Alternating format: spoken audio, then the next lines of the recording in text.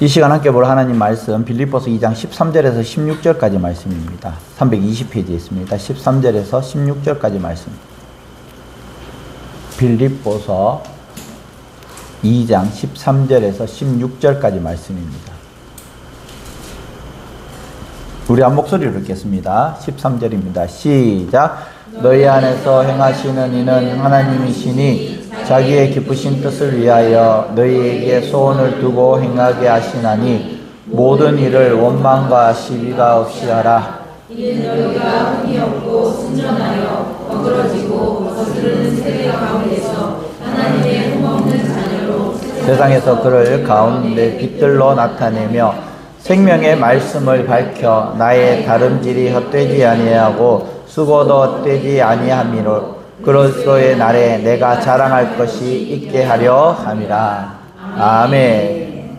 할렐루야. 네. 믿음 생활, 신앙생활은 장거리라고 이야기합니다. 마라톤에 많이 비유합니다. 100m, 200m, 400m 이런 것이 아니라 42.195km 아주 긴 시간 동안에 일어나는 것이 우리 믿음 생활입니다. 가끔씩은 그 생각을 할 수도 있어요. 이 달리기를 할 때 트랙을 돌 때에 아이고 먼저 한 바퀴 먼저 빨리 돌고 그 다음에 따라서 돌아도 1등 하지 않을까라고 생각을 하는 분들이 계십니다. 그럴 수도 있다라고 생각을 해요. 그런데 운동을 안 해보신 분들은 그렇게 생각하지만 운동한 사람들은 그렇게 절대 생각하지 않습니다. 이 페이스라는 게 있습니다. 페이스를 한번 놓치면 처음에는 1등 하는 것 같은데 점점 느려집니다. 해보시면 알아요. 내 발이 안 돼요. 달리기를 해보면 내 마음은 벌써 저기가 있는데 다리가 안 움직이는 거야. 그러다가 넘어지는 거예요. 신앙생활도 마찬가지입니다. 어느 날 갑자기 폭식하듯이 뭔가를 하고 그 다음에 지금까지 폭식했던 것을 영양분을 먹으면서 산다라고 생각을 하지만은 그건 어리석은 생각입니다. 매일매일 짧게 하더라도 작게 하더라도 매일매일 걸어가는 사람과 한번 쫙 하고 또 잠시 스탑하고 한번 쫙 하고 잠시 스탑하는 사람과 천지 차이가 나는 거예요. 어떤 분은 막 신앙생활 하면서 정말 이 새벽에도 나오고 금요 수요 모든 예배 다 나오다가 어느 날 또 시험 들었다고 또 안 나오다가 또 다시 나오고 이런 사람들은 결국에는 병든 신앙이에요. 물론 안 나오는 것보다는 나오는 게 낫겠지만은 신앙생활은 꾸준해야 한다는 것입니다. 최종 목표까지 완주하는 것이 중요하다는 거예요. 완주. 세계올림픽에 역사상 2연패를 한 사람이 있습니다. 아베베라는 이 선수인데요. 기자가 물었습니다. 당신에게 있어서 가장 라이벌은 누굽니까? 강적은 누굽니까? 물었을 때에 이 아베베가 이야기를 합니다. 바로 나 자신입니다. 금메달을 땄기 때문에 이제 다음에 금메달이라는 것은 이제 의미가 없는 거예요. 42.195kg 해가지고 금메달을 땄기 때문에 이제 다음에 금메달을 따든 안 따든 본인은 목표 달성을 했는 겁니다. 그렇기 때문에 준비 과정에서도 레이스 도중에서도 자기 관리를 철저하게 해야 되는데 마음을 한번 잘못 먹으면 그때부터 슬럼프에 빠지기 시작을 하는데 그 슬럼프를 헤어나오기가 굉장히 어렵다는 것입니다. 한번 내 마음에 슬럼프가 들어가면 신앙생활도 마찬가지입니다. 신앙생활 하다가 안 하시는 분들이 다시 신앙생활을 하기 위해서는 과거에 했던 것보다도 훨씬 더 많은 다짐과 각오가 있어야 되는 거예요. 왜냐하면 죄악된 세상을 한번 맛보았기 때문에 다시 교회에 와서 경건과 절제 생활을 하기 위해서는 그만큼 어렵다라는 것입니다. 신앙생활도 마라톤과 같습니다. 예수님 재림하시는 우주적인 종말과 아울러서 개인의 숨이 끝나는 이 개인의 종말, 개인의 종말을 앞서서 우리가 해야 될 것이 철저한 훈련과 자기관리, 절제, 이것이 필요하다는 것이죠.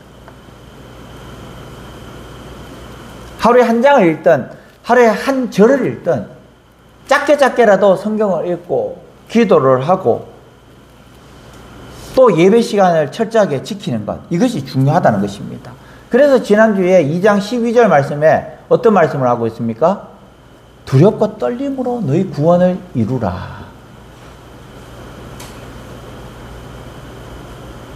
두렵고 떨림이라는 그 말이 뭐냐? 내가 주인이 아니라 내 주인은 딴 사람이에요. 그렇기 때문에 그 사람의 눈치를 보면서 내가 두렵고 떨림으로, 그 딴 사람이 하나님이에요. 하나님의 눈치를 보면서 내가 두렵고 떨림으로 나의 구원을 이루는 겁니다. 와, 내가 좀 잘못하지 않았을까? 내 자세가 똑바른가? 내 생각이 똑바른가? 내 혀의 입술이 내가 똑바르게 이야기를 하는가? 두렵고 떨림으로 오늘 하루하루를 살아가면서 구원을 이루어 나가는 것입니다. 우리는 구원 받았음에 감사하지만 아직까지도 구원되어져 가는 그 단계 가운데 있다라는 거예요. 정말 내 개인적인 종말이 있는 그때까지 우리는 계속해서 구원을 이루어 가야 되는, 성화되어져 가야 되는 우리 성도라는 것입니다. 바울 자신도 그러한 삶을 살았습니다. 고린도전서 9장 26절에 27절에 보면은 읽어보겠습니다. 시작. 그러므로 내가 다름질하기를 향방 없는 것 같이 아니하고 싸우기를 허공을 치는 것 같이 아니하여 내가 내 몸을 쳐 복종하게 함은 내가 남에게 전파한 후에 자기가 도리어 버림이 될까 두려워함이로다. 아멘. 내가 내 몸을 쳐서 복종시킨다라는 겁니다. 내가 내 몸을 쳐서 내가 엉뚱한 생각하면 안 돼. 주일날 교회 나와야지. 이것이 바로 내 몸을 쳐서 복종시키는 거예요. 우리는 그리스도의 날에 참으로 자랑할 수 있는 그리스도인이 되어야 됩니다. 정말 하나님 앞에 갔을 때에 나는 이렇게 해서 지금까지 신앙생활을 열심히 했습니다. 내가 비록 전도를 못했지만은 정말 주님 앞에 나와서 예배 드리는 것, 또 봉사하는 것, 이것은 잘했습니다. 이런 자랑. 내가 전도한 그 사람이 나에게 있어서 면류관인데, 그렇지만 나는 그것은 없습니다. 그럼에도 불구하고 매일매일 내가 하나님 앞에서 정말 철저하게 예배 생활을 했습니다. 우리는 그렇게 나가야 하는 것이죠. 우리 13절 말씀 한번 읽어보겠습니다. 13절입니다. 시작. 너희 안에서 행하시는 이는 하나님이시니 자기의 기쁘신 뜻을 위하여 너희에게 소원을 두고 행하게 하시나니. 아멘. 나에게 소원을 두고 행하시는데 우리 교회의 소원이 있고 영적인 소원들이 있습니다. 하나님이 성도들 앞에서 그 소원을 두고 행하신다라는 것입니다. 하나님께서 못하시는 것이 아니라 우리에게 그 소원을 맡기셨다라는 거예요. 전도하는 것도 우리에게 맡기셨습니다. 찬양하는 것도 우리에게 맡기셨습니다. 우리가 하기 싫다? 하나님께서는 돌들로 하나님을 찬양하게 하겠다라고 하셨는 거예요. 돌보다는 내가 좋아야 되지 않을까? 인정받아야 되지 않을까? 한번 생각해 보시기 바랍니다. 저는 예전에 이경구 이윤석 씨가 나와서 프로그램을 진행을 했는데요. 남자의 자격이라는 게 있습니다. 하루는 비행기를 탔습니다. 타지는 않았죠. 공군사관학교에 가면 비행기 이렇게 돌아가는 건데 연습하는 게 있습니다. 뭐 5G, 뭐 6G, 9G까지 올라가가지고 이걸 하는데 이윤석 씨는 하다가 기절해버린 거예요. 한 5G까지 가면 대부분 평범한 사람들은 기절을 하는데 이 친구가 조금만 올라가는데 기절을 한 거예요. 그리고 그 다음에 단축 마라톤을 했습니다. 단축 마라톤을 했는데 이윤석의 기본적인 우리 컨셉이 뭡니까? 약골이잖아요. 약골이에요. 이 달리기를 하는데 PD부터 시작해가지고 함께하는 이 사람들이 그만두라고, 충분하다고 그렇게 했는데 이윤석 씨는 끝까지 달렸습니다. 달린 게 아니죠. 그냥 기어갔어요.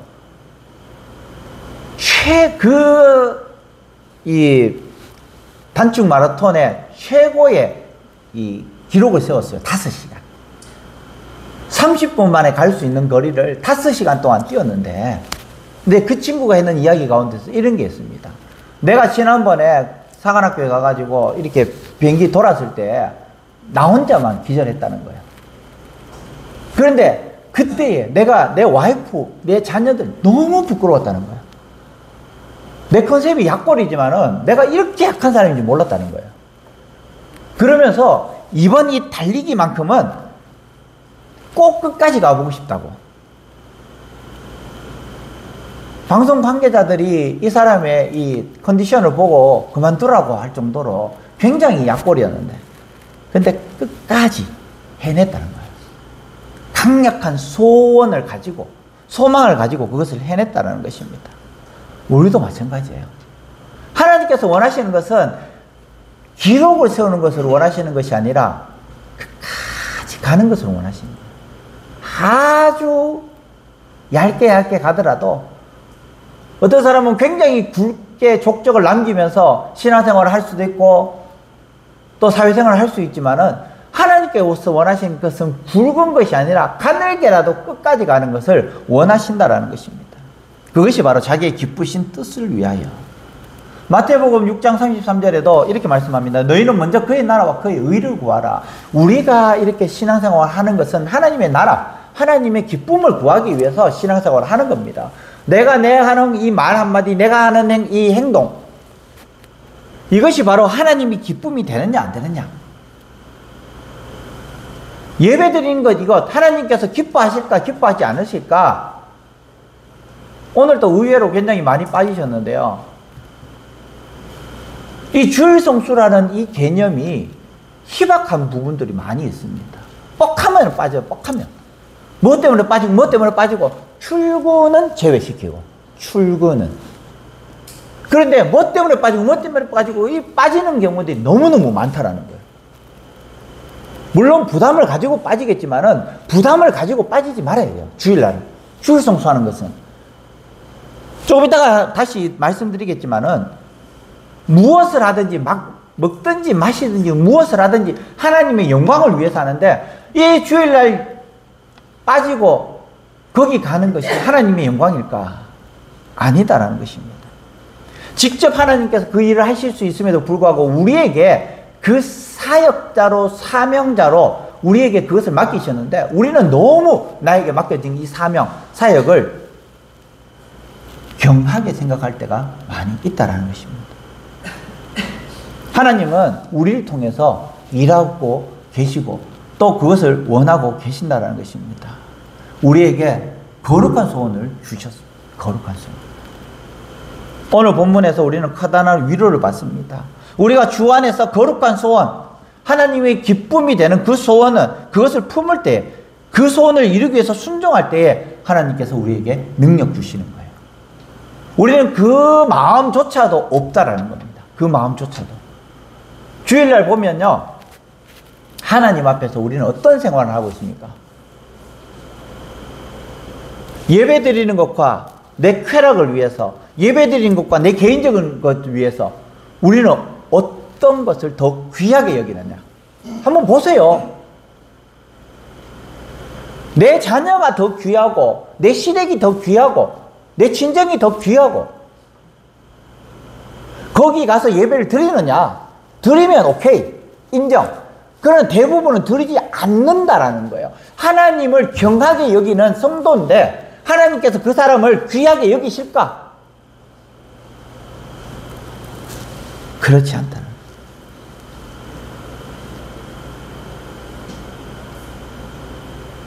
어떤 때는 불가항력적일 수도 있습니다. 그리고 적당히 피하고 또 타협하고 싶을 때도 있습니다. 그런데 빌립보서 4장 11절에서 13절 가운데서 13절 말씀을 보면은, 내게 능력 주신 자 안에서 내가 모든 것을 할 수 있느니라. 내게 능력 주신다. 하나님께서 내게 능력 주신다라는 거예요. 내가 할 수 있는 일이 아니라 하나님께서 나에게 능력 주심을 통해서 내가 한다라는 겁니다. 내가 할 수 있는 것이 아니라 하나님께서 하신다라는 거예요, 결국에는. 그런데 나를 하나님의 도구로 내어놓지 못하고 내 것을 내 것이라고 고집하고 우기고 있는 우리의 모습이라는 겁니다. 고린도전서 3장 6절 7절 말씀에도 보면은 한번 읽어보겠습니다. 시작. 나는 심었고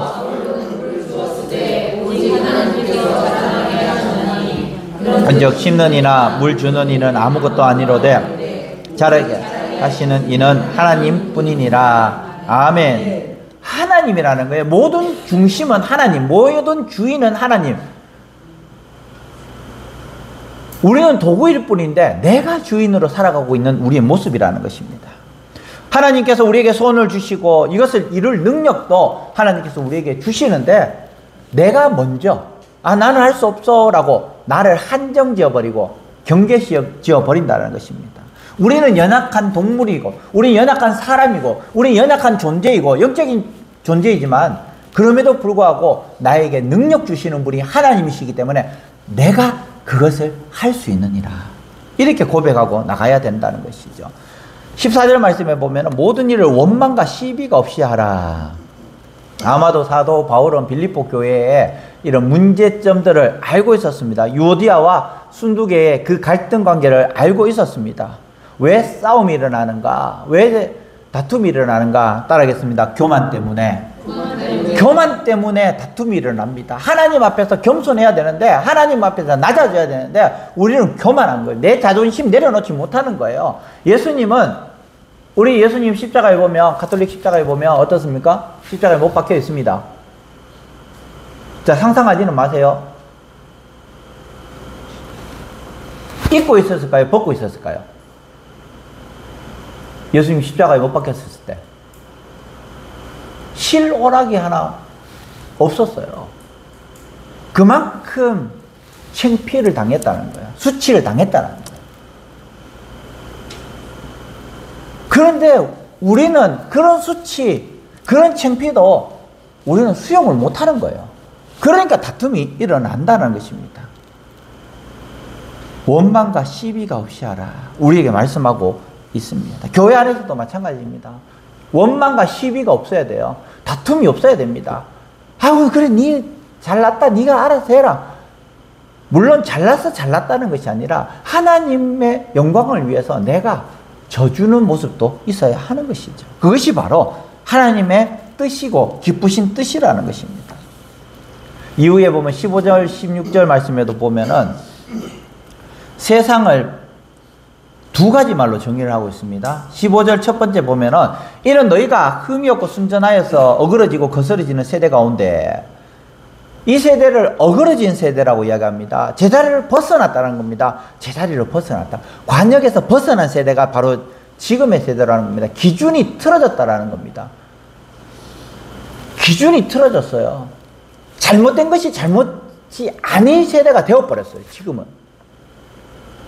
오히려 잘못한 사람이 더 큰 소리 치는 세대가 되어버렸다는 거예요.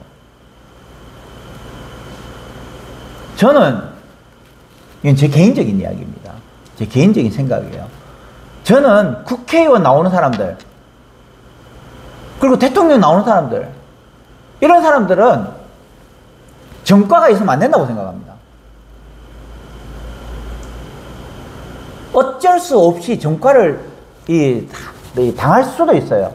그러나 사기, 폭력, 폭행 뭐 이런 것 민사적인 사람들과의 관계 가운데서 문제가 생겼던 것들 이런 사람은 나오면 안 된다고 생각해요. 저는 대통령이 된다면 여자가 아닌 다음에야 군대는 무조건 갔다 온 사람이 대통령이 되어야 된다고 생각을 해요. 왜? 사람이 기본적인 권한이잖아요. 의무잖아요.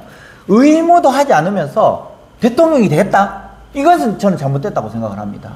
과거에는 옳고 지금은 그러다? 아니에요. 과거에 옳았으면 지금도 옳고 과거에 틀렸으면 지금도 틀렸다고 해야 돼요. 자기가 좋아하는 것들은 다 하면서 자기가 유익한 것은 다 하면서 싫은 것은 안 하는 것. 본인이 그것을 포기할 수도 있습니다. 그런데 대통령이 되기 위해서는 기본적으로 남자라면 군대는 갔다 와야 된다. 왜? 국군 통수권자인데 군대도 안 갔다 온 사람이 국군을 통수할 수 있느냐? 의무를 하지 않고 권리를 행사하겠다는 거죠. 저는 그것은 안 된다고 생각해요. 국회의원이 되면서도 마찬가지예요. 사기, 폭행, 음주 이런 것을 하면서 국회의원이 되겠다? 저는 그 사람들은 걸러내야 된다고 생각합니다. 왜? 그 자리에 높은 자리에 가면 권력 있는 자리에 가면 더 큰 악한 일을 하기 때문에 그렇다는 거예요. 이 어그러진 세대, 제자리를 벗어나고 기준이 틀어진 이 세대, 뒤틀린 모습이라는 겁니다. 그 뒤틀린 모습은 어떻게 나타나고 있습니까? 바로 지금의 시기와 질투, 다툼, 이것으로 나타나고 있습니다. 정치 보시기 바랍니다. 뒤틀려 있어요. 무엇이 옳은지 무엇이 그른지 지금 완전히 뒤죽박죽 되어 있어요. 뒤죽박죽. 옳은 것이 없어졌어요. 지금 틀린 것이 옳은 것이 되어 있는 이 상황 가운데 있다는 것입니다. 지역감정, 이것도 마찬가지입니다. 뒤틀린 세대 가운데 있기 때문에 지역감정이 생깁니다. 왜 지역감정이 있어요? 왜 지역감정이 있을까? 정치인들이 자기네들 정치를 더 연장시키기 위해서 지역감정을 계속해서 부추기는 거예요. 정말 나쁜 거잖아요. 정말.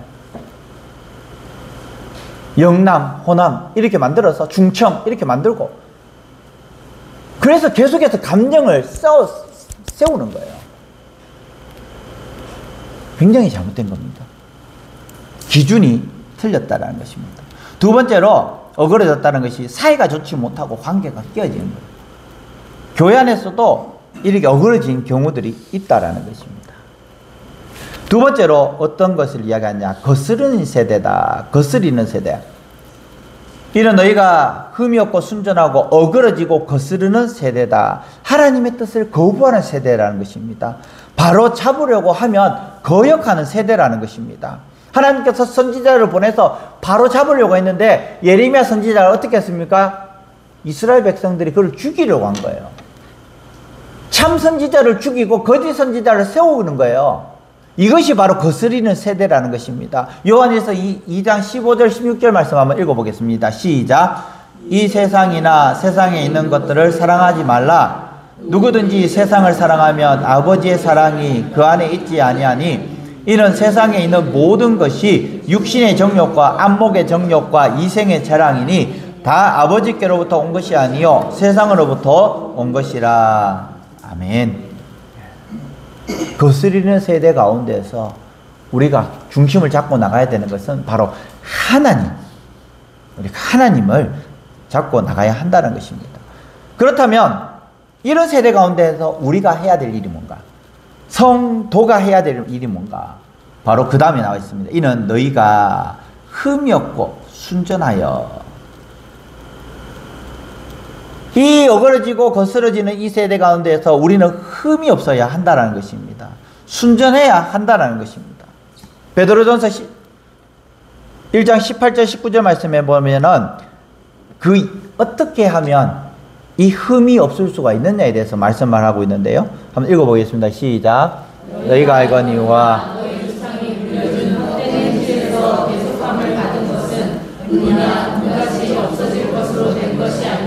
오직 흠없고 점 없는 어린 양 같은 그리스도의 보배로운 피로 된 것이니라. 아멘. 오직 흠없는 제물이신 그리스도의 보혈의 피로 우리가 흠없이 또 점없이 살 수 있다는 것입니다.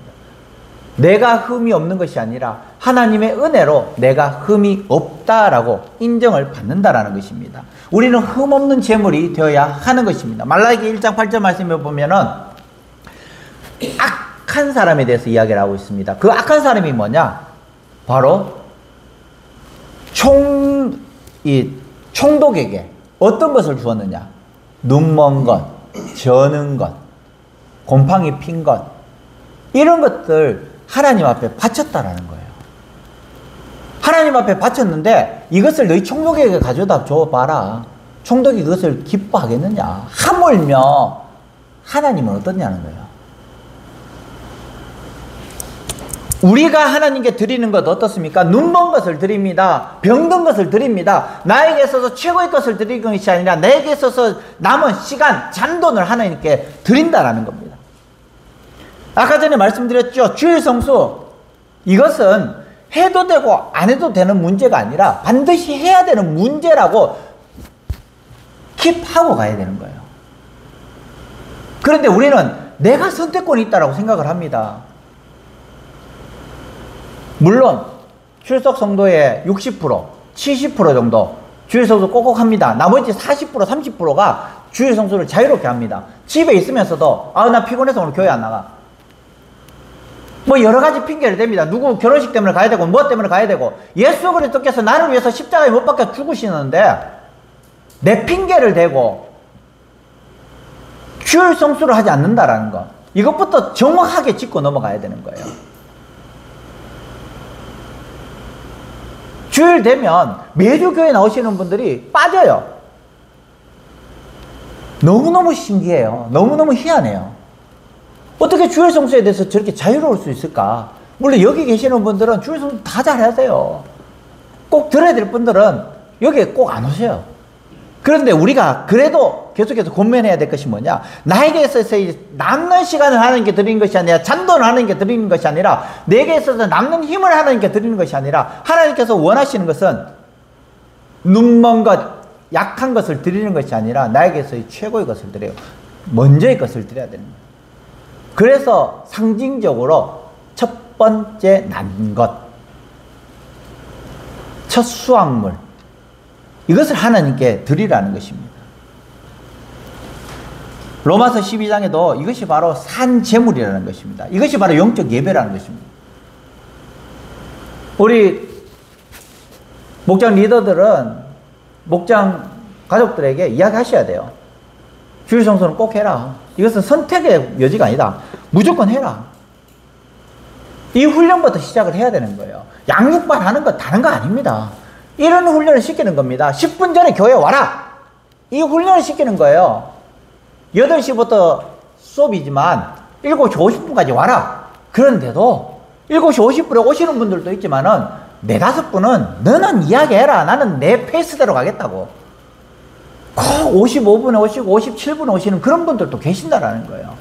그러면 언제 또 말을 안 합니다. 양육반에 안 되면 또 제자학교에서 또 하는 거예요. 10분 전에 오세요. 안 되면 제자 대학 1학기에 또 하는 거예요. 10분 전에 오세요. 나에게 있어서의 가장 좋은 것을 드려야 되는데 우리는 그러지 못하고 있다는 겁니다. 이것이 바로 로마서 12장 1절에 보면 내 산제물이라는 것, 거룩한 산제물이라는 것입니다. 그것이 바로 영적인 예배라는 것이죠. 또 15절에 아까 전에 이야기했지만 너희가 흠이 없고 순전하여 어그러지고 거스른 세대 가운데서 하나님이 흠없는 자녀로 세상에서 그들 가운데 빛들로 나타내며 흠없고 거룩한 산제물로 우리는 드려져야 한다는 것입니다. 세상의 빛으로 우린 당당히 서야 하는데 부끄러운 가운데 있는 우리의 모습들, 정말 세상 사람들도 우리의 모습을 보고 야, 내가 하나님을 이렇게 소중하게 생각하지 않는데 세상 사람들은 나를 하나님을 소중하게 생각할까? 두렵고 떨리는 마음으로, 거룩한 마음으로 우리가 예배드리러 나와야 되는데 그러지 못한 마음으로 오는데 세상 사람들이 하나님을 두려워할까? 왜 기독교가 욕먹습니까? 우리가 하나님을 거룩하게 생각하지 않는 거예요. 그러니까 세상 사람들은 당연히 하나님을 거룩하게 생각하지 않는다라는 거예요. 절에 가서 저는 담배 피우는 사람을 많이 못 봤습니다. 물론 담배 피우는 데 있긴 있습니다. 근데 교회 앞에서는 담배 뻑뻑 피우고 앉아있어요. 평소에는 지나갔는데 한 번은 너무 화가 나가지고 아니 교회에서 왜 담배 피우냐고 그렇게 이야기하니까 죄송합니다 가긴 가더라고요. 교회 안에서 마당에서 담배를 피우고 있더라고요. 그만큼 교회가 거룩성이 떨어졌다라는 거예요. 우리는 거룩한 산제물로 드려지는 성도들입니다. 그래야지 하나님이 거룩하여지는 거예요. 나를 통해서. 물론 내가 그렇지 않는다고 해서 하나님이 거룩하지 않고 존귀하지 않는 것은 아니지만 세상 사람들은 나를 보면서 하나님을 평가하는 겁니다. 너 믿는 하나님 내가 한번 믿어보겠다라는 그런 모습. 내가 네 믿는 하나님 난 절대 못 믿겠다라고 하는 그 모습. 내가 전도지로서 정말 세상 사람들에게 어떻게 보일 것인가, 또 하나님께 어떻게 보일 것인가 고민하면서 살아갈 수 있기를 바랍니다. 우리 찬양하겠습니다.